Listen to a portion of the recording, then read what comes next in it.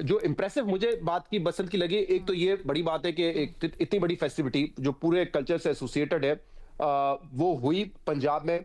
पंजाब के एक शहर में हुई और ऑब्वियसली उम्मीद की जा रही है कि अगर ये इतनी कामयाबी से गुजरी है तो शायद अगले शहरों में भी हो।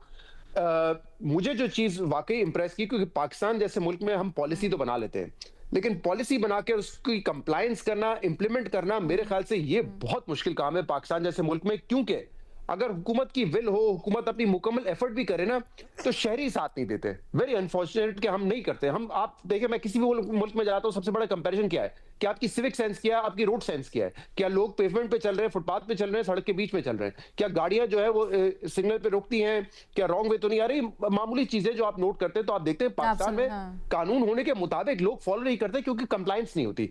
तो इस मर्तबा 2-3 चीज़ें बड़ी इंपॉर्टेंट दिखी। एक तो ये कि टाइम पे बसंत खत्म हुई, टाइम पे शुरू हुई, उससे पहले कोई वायलेशन नहीं हुई। जो रॉड्स थी बाइक पे, मैं लाहौर में था इन दिनों, तो मैंने देखा बाइक्स पे मेरे ख्याल से कोई 20 में से 19 बाइक्स होंगी जिनके ऊपर रॉड लगी हुई थी। अच्छा। तो ये एक बड़ा एफर्ट है। लाहौर कोई छोटा शहर नहीं है जहाँ 1.5-2 करोड़ की आपकी आबादी हो, वहां पे आप लोगों को ये बावर करवाएं कि आपने रॉड लगानी है, उसके क्या स्टेशन होंगे, क्या औकात होंगे। लोगों ने लगाए, उनका भी शुक्रिया, जिन्होंने इंप्लीमेंट किया उनको भी तारीफ के वो मुस्तहिक है। फिर डोर के हवाले से सैटरडे की जो रिपोर्ट आई उसमें भी कहा गया कि 6 अमवात हुई हैं, जिसमें 4 शायद ऐसे अफराद थे जो कि अपने छतों से गिर गए, दीवारें वहां पे पक्की नहीं थी, या फिर लोग पतंग लूटने गए, उसमें उनकी अमवात हो गई। नहीं होनी चाहिए थी, अफसोसनाक है। और इसीलिए मैं कह रहा हूं कि कुछ शहरियों को भी थोड़ा सा एहतियात करने की जरूरत है। लेकिन ये प्रोटोकॉल जो थे, सेफ्टी प्रोटोकॉल्स, उनको इंप्लीमेंट करना मेरे ख्याल से ये बड़ा मुश्किल काम है पाकिस्तान जैसे मुल्क में जहां लोग इतना साथ नहीं देते। तो वो करके दिखाया।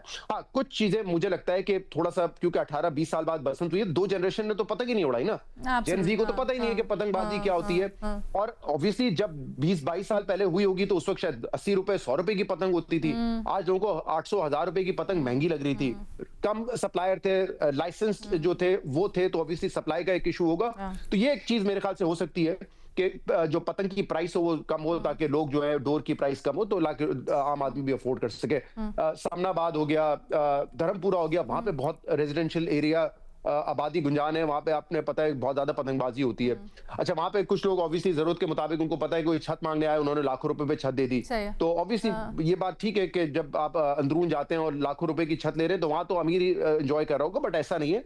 गरीब ने भी, एक आम आदमी भी एन्जॉय किया, बट जितनी प्राइसिंग को आप बेहतर बना सकते हैं, वो आपको बनाना चाहिए। तो मेरे ख्याल से ओवरऑल एक अच्छी फेस्टिविटी रही है लाहौर के लिए। होपफुली ये दूसरे शहरों तक भी मुंतकिल हो